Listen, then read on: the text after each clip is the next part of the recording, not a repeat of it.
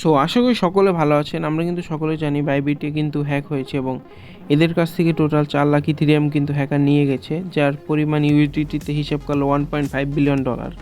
So আপনি যদি Bybit use করে থাকেন এবং আপনার যদি বাইবিটে ডলার থাকে, তাহলে এই ভিডিওটা কিন্তু আপনার জন্য। আপনার উইথড্র করা উচিত কি উচিত না, তা আজকের এই ভিডিওটি টোটাল আমরা কভার করব।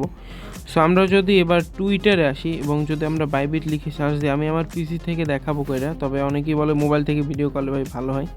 সো আমরা যদি বাইবিট লিখে টুইটারে এসে সার্চ দিই, এটা কিন্তু বর্তমানে হট টপিক এবং এখানে কিন্তু আমরা দেখতেই পাচ্ছি অনেকে পোস্ট করেছে যে ইনি নাকি হ্যাকার।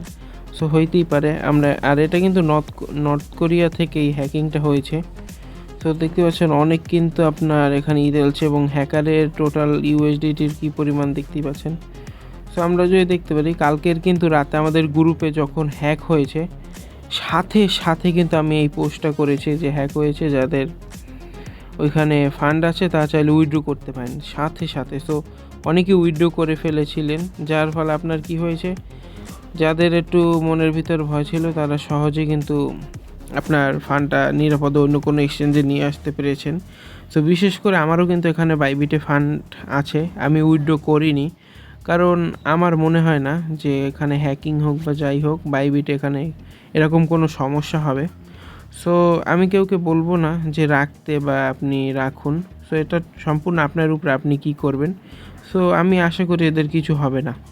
বাইবিট যেহেতু অনেক দিন যাবত টিকে আছে, কোনো সমস্যাই হবে না। তো দেখতে পাচ্ছেন একটা ওয়ালেট থেকে কিন্তু কতগুলো ওয়ালেটে হ্যাকার ট্রান্সফার করছে, যাতে ট্র্যাক করা না যায়। প্রথমে দেখুন আপনাকে বুঝিয়ে দিই, বাইবিটের এই ওয়ালেটটা থেকে হ্যাকারের মেইন ওয়ালেটে আসছে, তারপরে ওই ওয়ালেট থেকে হাজার হাজার ওয়ালেটে হ্যাকার কিন্তু অটোমেটিক ট্রান্সফার করছে।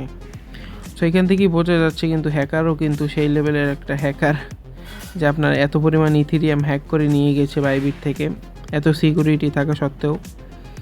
সো আপনাদের যদি বাইবিটে আপনার কোনো ফান্ড থাকে, তাহলে আমি আশা করব যে উইথড্র না করাই উচিত। কারণ হচ্ছে যেহেতু বর্তমানে অনেকগুলো উইথড্র অপশন অফ আছে এবং বাকিগুলো উইথড্র করতে গেলে প্রচুর ফি দরকার হয়। সো আস্তে আস্তে আশা করি ঠিক হয়ে যাবে, আপনারা তো প্যানিক করবেন না। এবং যেহেতু ইন্ডিয়ায়ও কিছুদিন আগেই বাইবিট এক্সচেঞ্জটা আবার ওপেন হয়েছে অফিসিয়ালিভাবে, সো এই ক্ষেত্রেও মানুষের ভিতরে একটা ভয় কাজ করছে যে এসেই এরকম একটা স্ক্যাম হয়ে গেল। সো এখানে যদি আমরা বাইবিটের সিইউ বেনে যাই, তো এখানেও কিন্তু আমরা দেখতে পারবো যে কালকে রাতে কিন্তু সে পোস্ট করে বলে দিয়েছে যে এই হ্যাকিংটা কিন্তু অফিসিয়ালভাবে হয়েছে।